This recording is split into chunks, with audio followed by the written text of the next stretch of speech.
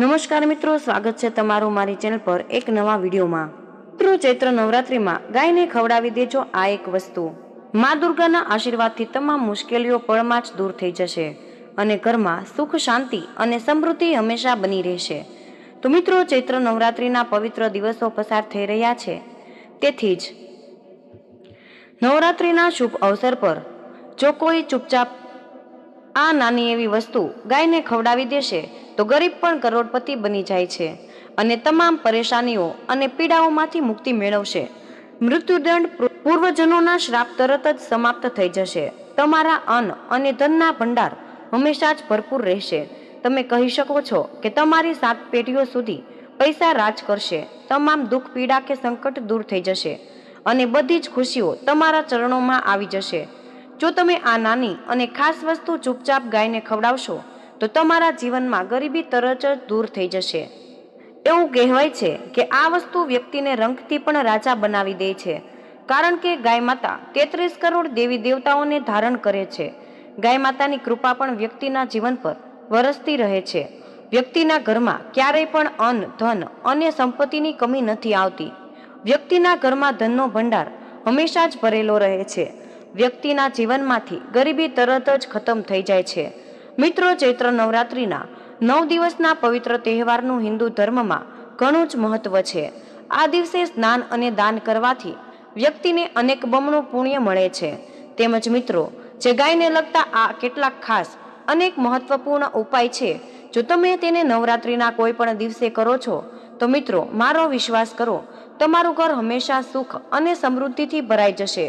તો મિત્રો, આ વિડીયોમાં અમે તમને એક ખાસ અને મહત્વની વસ્તુ વિશે જણાવશું, જે તમારે ચૈત્ર નવરાત્રિના કોઈ પણ દિવસે ગાયને ખવડાવવી જ જોઈએ। મિત્રો, ચાલો હવે આપણે જાણીએ કે આ ઉપાય વિશે આગળ વધીએ। પણ મિત્રો, આ ઉપાયમાં આગળ વધતા પહેલા જો તમે હજુ સુધી આ વિડીયોને લાઈક ન કર્યો હોય તો મિત્રો, વિડીયોને એક લાઈક જરૂરથી કરી દેજો અને આ ચેનલને પણ સબસ્ક્રાઇબ કરી દેજો। તો ચાલો મિત્રો, ઉપાય વિશે આગળ વધીએ। મિત્રો, આ વિડીયોમાં તમને ગાયને લગતા કેટલાક એવા ઉપાય પણ જણાવવાના છીએ કે જે કરવાથી તમારા જીવનમાં તમામ દુઃખ, પીડા અને સમસ્યાઓ દૂર થઈ જશે અને કોઈ પણ કાર્યમાં આવતી બાધાઓમાંથી તમને મુક્તિ મળી જશે।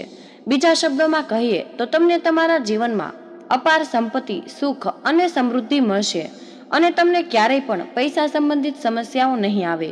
તમારી આર્થિક સ્થિતિ મજબૂત બનશે અને તમારું ઘર હંમેશા અન્ન અને ધનથી ભરેલું રહેશે। મિત્રો, તે સાથે જ આ ચૈત્ર નવરાત્રિના દિવસોમાં શું ખાવું અને શું ન ખાવું જોઈએ, તે ઉપરાંત મા દુર્ગાને પ્રસન્ન કરવાનો કયો એક ખાસ ઉપાય છે જે તમારે અવશ્ય જ કરવો જોઈએ, તે બધું જ આપણે આ ખાસ વિડીયોમાં જાણશું। તો મિત્રો, વિડીયોની શરૂઆતમાં જ દુર્ગાના નામથી કરીએ તો મા દુર્ગાનું નામ સ્મરણ કરીને કમેન્ટમાં જય મા દુર્ગા જરૂર લખી દેજો। વિડીયોને લાઈક કરી ચેનલને સબસ્ક્રાઇબ કરજો અને તમારા ભલા માટે વિડીયોને અંત સુધી જરૂર જોજો, કારણ કે અધૂરી માહિતી ખૂબ જ નુકસાનકારક હોય છે। મિત્રો, સૌપ્રથમ જાણી લઈએ નવરાત્રી દરમિયાન કઈ વસ્તુનું સેવન કરવું અને કઈ વસ્તુનું સેવન ન કરવું જોઈએ। સાથે જ નવરાત્રીના દિવસોમાં ગાયને કઈ ખાસ વસ્તુ કોઈ પણ સંજોગે ખવડાવવાની છે તો એ પણ જાણી લેશું, તેથી વિડીયોને અધૂરો નહીં છોડતા। મિત્રો, નવરાત્રી દરમિયાન ઉપવાસ રાખનારાઓએ શરીરમાં પાણીની ઉણપ દૂર કરવા માટે જ્યુસનું સેવન કરી શકાય છે। આ ઉપરાંત જ્યુસ પીવાથી શરીરને ઉર્જા પૂર્ણ મળે છે। તમે દાડમ અથવા નારંગીનો રસ પણ પી શકો છો, પરંતુ મિત્રો, યાદ રાખો કે જો તમે નવરાત્રી દરમિયાન ઉપવાસ કરી રહ્યા છો તો તમારે ફક્ત એક જ વાર ફળો ખાવા જોઈએ। મતલબ કે તમે દિવસમાં ફક્ત એક જ વાર ખાઈ શકો છો, પરંતુ જો કોઈ સ્ત્રી ગર્ભવતી હોય અથવા કોઈ વ્યક્તિ રોગથી પીડિત હોય તો તેને 2 થી 3 વખત ખાઈ શકે છે। મિત્રો, તમે નવરાત્રી દરમિયાન તેલમાં તળેલા લીલા મરચાં ખાઈ શકો છો, પણ તેની ઓછી માત્રામાં ખાવા। વ્રત દરમિયાન વધારે મસાલેદાર ખોરાક ન ખાવો જોઈએ।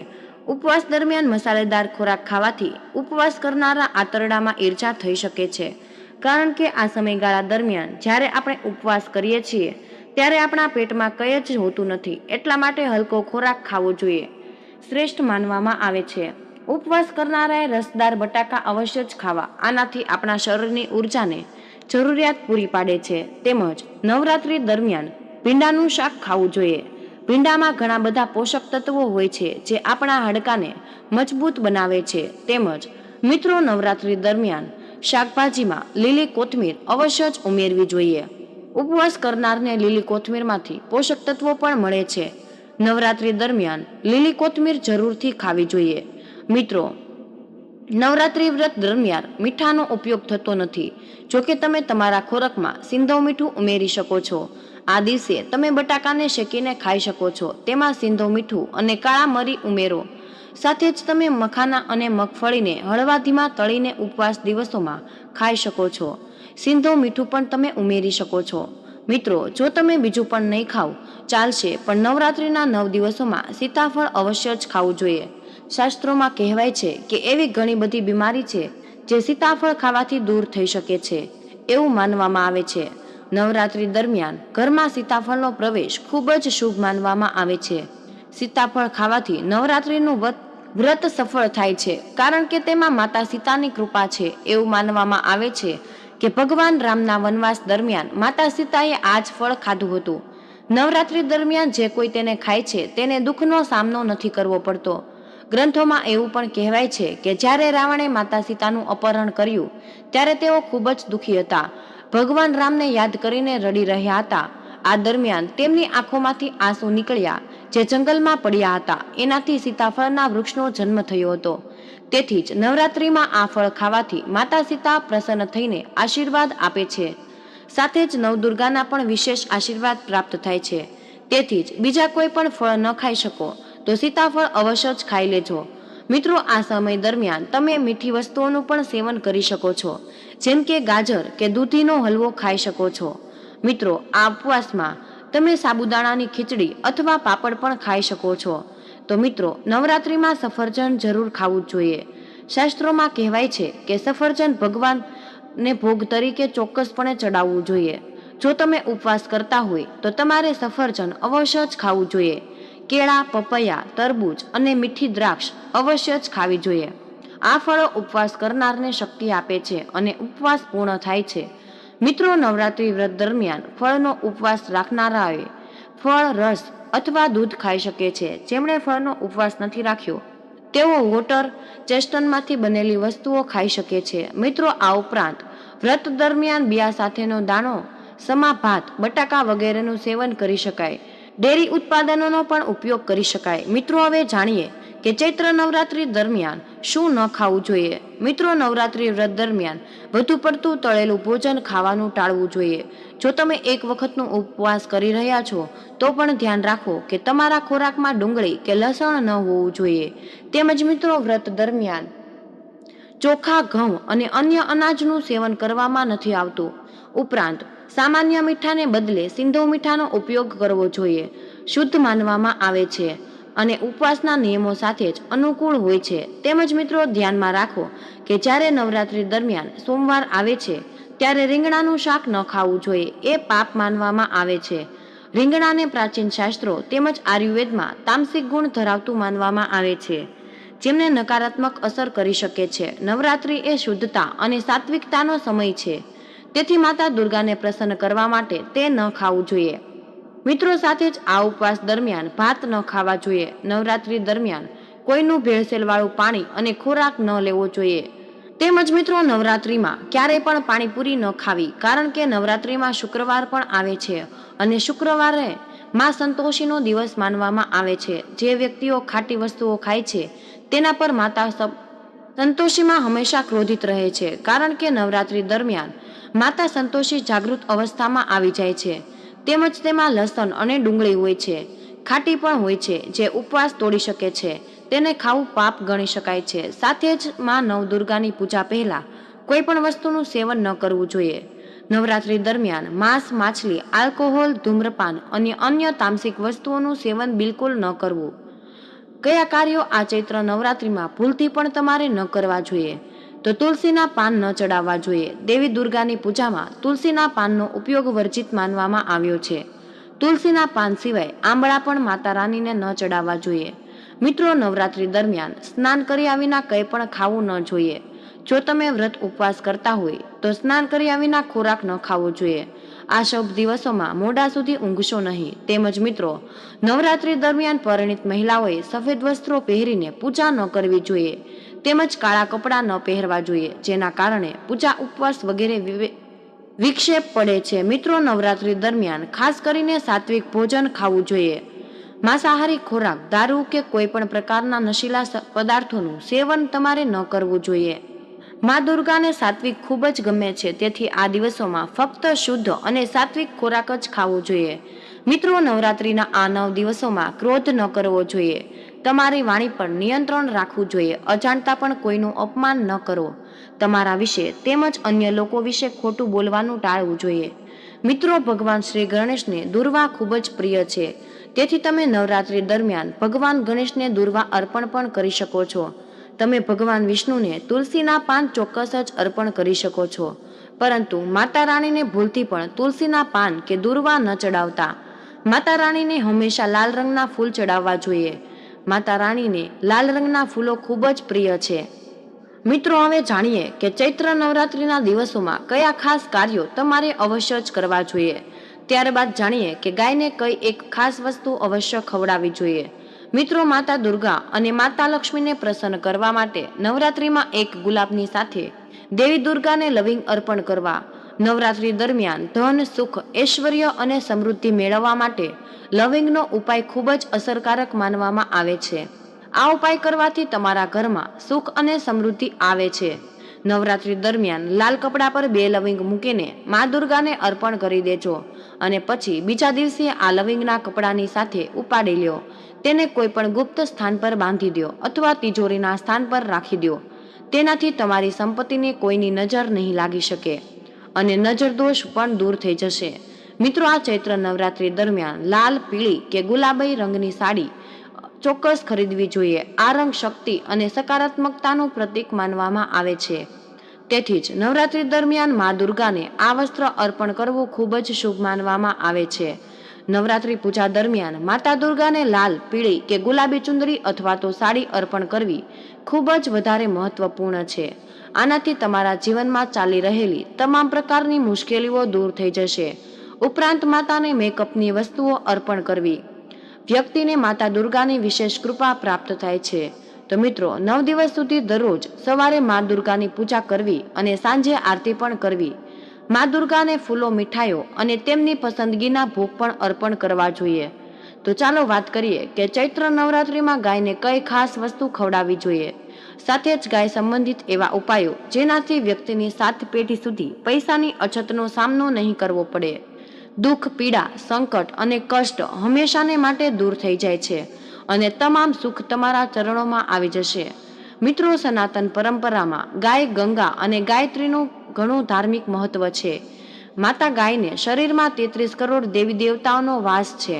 લોકો ગાય માતાની પૂજા કરે છે. આ બધા દેવી દેવતાઓની કૃપા આપણા પર વરસે છે. ગાયની સેવા કરવાથી જન્મના પાપ જ નહીં પરંતુ પાછલા જન્મના પાપ પણ દૂર થઈ જાય છે. ગાયના આશીર્વાદ મેળવવા માટે અઠવાડિયામાં અથવા મહિનામાં ગૌશાળાની મુલાકાત જરૂર લેવી જોઈએ અને ગાયોને લીલો ચારો ખવડાવવો જોઈએ. ગાયની સેવા અને ગાયની પૂજાથી નવગ્રહો શાંત થઈ જાય છે અને તેના સંબંધિત દોષો દૂર થઈ જાય છે. ઉનાળામાં ગાય માતાને પાણી આપવું જોઈએ. શિયાળામાં ગાય માતાને ગોળ ખવડાવો. ધ્યાનમાં રાખો કે ઉનાળામાં ગાયને ગુઠિયા એક પ્રકારની મીઠાઈ આપવામાં આવે છે. ગાય માતા સાથે સંકળાયેલા શુભ અને અશુભ સંકેતો છે જે પોતાના શરીર પર અનેક દેવદેવતાઓ ધારણ કરે છે. મિત્રો, ઉદાહરણ તરીકે દૂધ પીતી વખતે ગાય ઠોકર ખાય અને દૂધ છલકાઈ જાય તો તેને શુભ સંકેત માનવામાં આવે છે. કોઈ યાત્રા પર જઈ રહ્યું હોય તેની સામે ગાય અને વાછરડા ચાટતી જોવા મળે તો તમે જ યાત્રા નીકળ્યા છો તે ચોક્કસ સફળ થઈ જાય છે. લક્ષ્ય માટે તમે નીકળ્યા છો તે ચોક્કસ સિદ્ધ થશે. દિવસના સમયે ડાબી બાજુ ગાયનો અવાજ સાંભળવો શુભ માનવામાં આવે છે. મિત્રો, ગાય સાથે ભૂલથી પણ દુષ્કર્મ ન કરો, નહીં તો તમે ઘોર પાપ કરશો. તમને આજીવન મુશ્કેલી વેઠવી પડશે. ગાય સંસ્કૃતિનો મહત્વનો ભાગ છે. પછી લોકો ગાય સાથે ખરાબ વર્તન કેવી રીતે કરે? ગાયો પીડામાં ભટકતી રહે છે. લોકો તેમનો પૂરતો ઘાસચારો પણ નથી આપતા.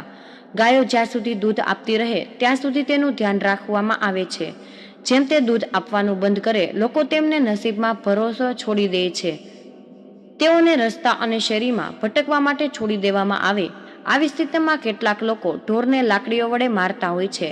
તેમના પર પાણી નાખે છે, ક્યારેક વાહનોની અડફેટે આવી જાય તો ક્યારેક આ ગરીબ ગાયો બીમારીના કારણે મૃત્યુ પામે છે. આવી સ્થિતિમાં તમારે જાણવાની જરૂર છે કે શાસ્ત્રોમાં ગાય વિશે શું કહેવામાં આવ્યું છે. તમારે ગાય સાથે કેવું વર્તન કરવું જોઈએ. મિત્રો, ગાયને ક્યારેય મારવું ન જોઈએ. ગાય માતાનો દરજ્જો આપવામાં આવ્યો છે. જે ગાયને મારી નાખે છે તેને વર્ષો સુધી નરક ભોગવવું પડે છે, પાપોના ભાગીદાર પણ બની શકે છે. મિત્રો, એક કથા એવી છે કે જ્યારે ગૌતમ ઋષિએ ભૂલથી ગાયને લાકડી વડે માર્યા હતા, જેના કારણે ગાય મરી ગઈ હતી અને આ પાપમાંથી મુક્તિ મેળવવા માટે તેણે વર્ષો સુધી તપસ્યા કરવી પડી હતી. મિત્રો, તે જ સમયે જેવો પિત્તી ગાયને પરેશાન કરે છે, ગંભીર પાપનો ભાગ બને છે અને નરકમાં જાય છે. આ વાત પુરાણોમાં પણ કહેવામાં આવી છે. જ્યારે તે લોકો પીવાના પાણીની સુવિધા અને ગાય માટે ઘાસચારો બનાવે છે, આવા લોકો ગંભીર પાપોમાંથી મુક્તિ થઈને સ્વર્ગની પ્રાપ્તિ કરી શકે છે. ખૂબ જ શ્રીમંત પરિવારમાં જન્મ લઈને સુખ ભોગવે છે. ગાય જ્યાં બેસે ત્યાં નકારાત્મક ઉર્જા ગાયબ થઈ જાય છે. જે લોકો ગાયના બેસવાની જગ્યાને નિયમિત રીતે સાફ રાખે, પોતાના જીવનમાં અજાણે કરેલા પાપોમાંથી મુક્તિ મેળવી શકે છે. ભગવાનના અંશમાંથી જન્મેલો નંદી એકમાત્ર ગાય જ વંશનો છે, જેની સવારી મહાદેવ અને પાર્વતી માતા પોતે જ કરે છે. કારણ કે નંદી પોતે જ પોતાની ઈચ્છાથી મહાદેવને પોતાની પીઠ પર સવારી કરાવી હતી. મિત્રો, તેની સાથે જ શાસ્ત્રોમાં ગાયના દાનને ઘણું મહત્વ આપ્યું છે. પરંતુ વૃદ્ધ અને બીમાર હોય તેવી ગાયનું દાન ન કરવું જોઈએ. ઉપનિષદમાં નચિકેતાની કથા એ સંદર્ભમાં પણ છે કે જે કોઈ ગાય અને તેના વાછરડા સહિતનું દાન કરે છે તે મહાન પુણ્ય પ્રાપ્ત કરે છે. તેને સ્વર્ગમાં સ્થાન મળે છે. જો રાહુ સાથે સૂર્ય, ચંદ્ર, મંગળ અને શુક્રનો સંયોગ હોય તો પિતૃદોષ છે. જ્યારે એવું માનવામાં આવે છે કે સૂર્યનો સંબંધ પિતા સાથે અને મંગળનો સંબંધ પણ પિતા સાથે છે, તો સૂર્યના સંબંધને કારણે જો શનિ, રાહુ કે કેતુ તેમની સાથે સ્થિત હોય અથવા દ્રષ્ટિ સંબંધ હોય અને મંગળ, રાહુ કે કેતુ સાથે સંયોગમાં હોય તો પિતૃદોષ છે. આ દોષને કારણે જીવનમાં સંઘર્ષથી ભરેલું બની જાય છે. પિતૃદોષ હોય તો ગાયને રોજ ખવડાવવું જોઈએ.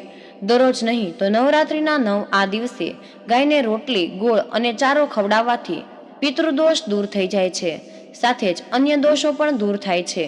જો તમે ઘરમાં અથવા કોઈ પણ શુભ કાર્ય સાથે બહાર જઈ રહ્યા હોય અને તમને સામેથી ગાય આવતી દેખાય તો તમારે ગાયને તમારી જમણી બાજુથી પસાર થવા દેવી જોઈએ. તમારી યાત્રા ચોક્કસ સફળ થઈ જશે અને જે ઘરમાં ગાય હશે ત્યાંના વાસ્તુદોષ આપોઆપ દૂર થઈ જાય છે. સાથે જ હું તમને કહી દઉં છું કે તમારે ગાય માટે રોટલી પણ બનાવવી જોઈએ. દરરોજ તાજી રોટલી બનાવવી જોઈએ. જો તમે રોટલી બનાવી હોય તો તરત જ તે રોટલી ગાયને આપવાનો પ્રયત્ન કરો. જો તમે તે રોટલી બાજુ પર રાખો અને બીજી દિવસે આપો તો તે રોટલી વાસી ગણાશે. ગાયને વાસી રોટલી ક્યારેય ન આપવી જોઈએ. તેનાથી તમારા ઘરમાં નકારાત્મક ઉર્જા આવી શકે છે. મિત્રો, હવે આપણે વાત કરીએ કે ચૈત્ર નવરાત્રિમાં તમારે ગાય માતાને શું ખવડાવવું જોઈએ જેનાથી મહાન પુણ્યની પ્રાપ્તિ થાય. સાથે જ ચૈત્ર નવરાત્રિમાં એવા કયા ખાસ ઉપાય કોઈ પણ સંજોગે કરવો જોઈએ પણ જાણશું. તેથી વિડીયોને અધૂરો નહીં છોડતા. 9 દિવસ મિત્રો, નવરાત્રિના 9 દિવસ લોટના 11 બોલ બનાવીને તેના પર હળદર લગાવો. ત્યારબાદ ગાયને ખવડાવો અને તેના માથા પર હળવેથી હાથ ફેરવો. તમારા જીવનમાં માત્ર સુખ જ રહેશે. અને નવરાત્રિના દિવસોમાં જો તમે ગાયની આસપાસ 7 વાર પ્રદક્ષિણા કરશો તો તમારા બધા જ કામ માર્ગબર થઈ જશે. મિત્રો, નવરાત્રિના 9 દિવસ અથવા જ્યારે પણ તમે ગાયને રોટલી ખવડાવો છો તો રોટલી પર હળદર લગાવો અથવા તેના પર થોડો ગોળ નાખવો. જો ઉપલબ્ધ ન હોય તો થોડું ઘી રાખી શકો છો. મિત્રો, ક્યારેય ગાયને સૂકી રોટલી ન ખવડાવવી જોઈએ. તેના પર હળદર, ગોળ, સાકર, ઘી અથવા કંઈ પણ રાખી શકો છો. બસ આટલું કરવાથી તમારા જીવનના તમામ દુઃખ અને દર્દ ખતમ થઈ જાય છે. ખાસ ઉપાય વિશે વાત કરીએ જે તમારે ચૈત્ર નવરાત્રિમાં અવશ્ય જ કરવાના છે. જુઓ મિત્રો, જે લોકો પૈસાને લઈને અથવા કોઈ પણ કારણે ખૂબ જ તણાવ અને ચિંતામાં રહે છે તો તેઓએ આ ઉપાય નવરાત્રિના દિવસોમાં અવશ્ય જ કરી લેવો જોઈએ. જો આ ઉપાય માટે તમારે એક બેલપત્ર લેવું પડશે જે ક્યાંયથી તૂટેલું ન હોવું જોઈએ. તેની સાથે જ તમારે પીળું ચંદન લેવું. જો તમારું જીવન દુર્ભાગ્યથી ભરેલું છે એટલે કે તમને કોઈ કામ કરવાનું મન નથી થતું તો તમારે લાલ ચંદન લેવું પડશે. અથવા જો તમારું જીવન છે એ ખૂબ જ દુર્ભાગ્યપૂર્ણ થઈ ગયું છે જો તમારે મધનું 1 ટીપું લેવું પડશે. જો કાં તો તમારે મધનું 1 ટીપું લેવું પડશે અથવા તમારે થોડું લાલ ચંદન લેવું પડશે અથવા તમારે થોડું પીળું ચંદન મિત્રો, આ ત્રણેય વસ્તુમાંથી તમારે ફક્ત એક જ વસ્તુ લેવાની છે. સાથે જ તમારે ફક્ત એક જ ચોખાનો દાણો લેવાનો છે. ચોખાનો દાણો ક્યાંયથી તૂટેલો ન હોવો જોઈએ. આ ચોખાનો દાણો માત્ર સંપત્તિ વધારવામાં જ મદદ નહીં કરે, તમારા જીવનમાં સુખ અને શાંતિ લાવવાનું કામ કરે છે. તેની સાથે જ તમારે તાંબાના વાસણમાં શુદ્ધ પાણી લેવું પડશે. મિત્રો, આ ઉપાય નવરાત્રિના કોઈ પણ દિવસે સવારથી સાંજ સુધીમાં ગમે ત્યારે કરી શકો છો. તમારી પાસે જે પણ જળ હોય તેમાં તમારે ધીમે ધીમે શ્રી શિવાય નમસ્તુભ્યમ મંત્રનો જાપ કરવાનો છે. પછી લાલ ચંદન અથવા મધ છે, તમારે તેને થોડું ભીનું કરવું પડશે. તેને તમારી નાની આંગળીથી મદદથી આંગળીમાં લેવું પડશે. તેની સાથે જ તમારે બેલપત્રના મોટા પાન પર એક બિંદી લગાવવી પડશે. જો તમે પીળા ચંદનની બિંદી લગાવી રહ્યા છો તો તમારે બૃહસ્પતિશ્વર મહાદેવને યાદ કરવાના છે. જો તમે લાલ ચંદનની બિંદી લગાવતા હોય તો તમારે મંગલેશ્વર મહાદેવનું સ્મરણ કરવું પડશે. અને જો તમે બેલપત્ર પર મધની બિંદી લગાવી રહ્યા છો તો તમારે મંગલેશ્વર મહાદેવનું સ્મરણ કરવું પડશે. મિત્રો, તમારે ચોખાનો દાણો સારી રીતે ચોંટી જાય એ માટે તમારે મોટી બિંદી લગાવવાની છે. એટલે કે મિત્રો, જ્યારે પણ તમે આ ચોખાના દાણાને બેલપત્ર પર ચોંટાડો છો તો તમારી ખાસ ઈચ્છા પૂર્ણ થઈ જશે. મિત્રો, તમારે આ ચોખાના દાણાને બીલીપત્રના પાન પર ચોંટાડવાનું રહેશે. એટલે કે તમે જે પણ પીળા ચંદન લગાવ્યું છે તેના પર ચોખાના દાણા આપોઆપ જ ચોંટી જશે. અને હવે તમારે આ બેલપત્રને તમારા જમણા હાથની હથેળી પર રાખવાનું છે. અને તમારે જે પણ વિશેષ ઈચ્છા હોય એ તમારે ફરીથી મહાદેવની કહેવાની છે. અને આ બેલપત્ર સાથે જ તમારે ભગવાન શિવના શિવલિંગ પર અર્પણ કરવાનું છે.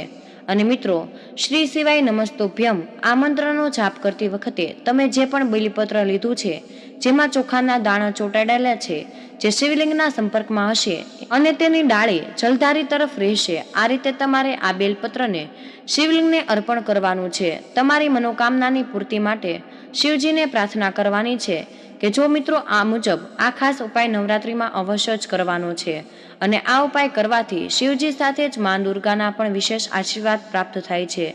જો મિત્રો કંઈ પણ ન કરી શકો તો માત્ર 5 રૂપિયાનો છૂટો ગોળ ખરીદીને તમે ગાય માતાને સતત ખવડાવજો.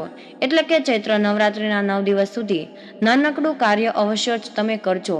એક શુભ પરિણામ તમને જોવા મળશે. 5 રૂપિયાનો ગોળ ખરીદવો એ તમને સારું રહેશે, પરંતુ તેનાથી ઓછો નહીં. મિત્રો, વિશ્વાસ કરજો કે આ કાર્ય નવરાત્રિના 9 દિવસ સુધી સાચા દિલથી કરજો. માતા પાર્વતી અને ભગવાન ભોળેનાથ ખૂબ જ પ્રસન્ન થશે અને તમારા પર તેમના આશીર્વાદ હંમેશા રહે છે. અને તમે જાણો જ છો કે માતા દુર્ગા એ માતા પાર્વતીનું જ રૂપ છે. જ્યારે મા પાર્વતી પ્રસન્ન થાય તો માતા દુર્ગા અવશ્ય જ પ્રસન્ન થઈ જશે. તો મિત્રો, આ તમારા માટે ખૂબ જ મહત્વપૂર્ણ માહિતી છે. અને કમેન્ટ બોક્સમાં જય શ્રી કૃષ્ણ મા દુર્ગા જરૂર લખી દેજો. તમને વિનંતી છે કે હજુ સુધી વિડીયોને લાઇક ન કર્યો હોય તો વિડીયોને લાઇક કરી અમારી ચેનલને સબસ્ક્રાઇબ જરૂર કરજો. જય શ્રી કૃષ્ણ. રાધે રાધે. ધન્યવાદ.